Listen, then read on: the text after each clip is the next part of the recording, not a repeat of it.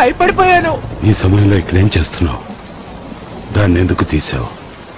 ఊరికే తెలుసుకుందామని. నీకు నాలాగా ఉత్సాహం ఎక్కువే. నీకు అన్నీ తెలియాలి. సరే, పూర్తి కథ నీకు చెప్తాను. 1832వ సంవత్సరంలో ఒకరోజు రాత్రి, అది ఇదే విధంగా. ఇంకా వేగంగా. చార్ల్స్ కేవన్ డిక్లరేషన్ ఆఫ్ ఇండిపెండెన్స్ లో సైన్ చేసిన వాళ్ళలో ఆయన చివరిగా ఉన్నవారు.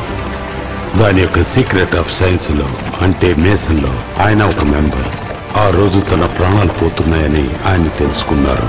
అర్ధరాత్రిలో తన గుర్రబండితో లేవని లేపి వైట్ హౌస్ లో ఉన్న ఆండ్రూ జాక్సన్ చూడటానికి తీసుకెళ్లమని ఆజ్ఞాపించాడు.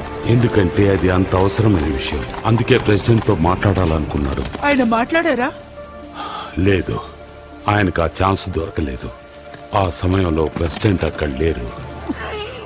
కానీ చార్ల్స్ దగ్గర ఒక రహస్యం ఉంది. ఆ సమయంలో ఆయన ఒకే ఒక అతని మీద పూర్తి నమ్మకం ఉంచుకున్నాడు. అతనే మా గ్రాండ్ ఫాదర్ యొక్క గ్రాండ్ ఫాదర్, థామస్ గేట్స్. ఆ రహస్యం ఏంటి? అది నిధి.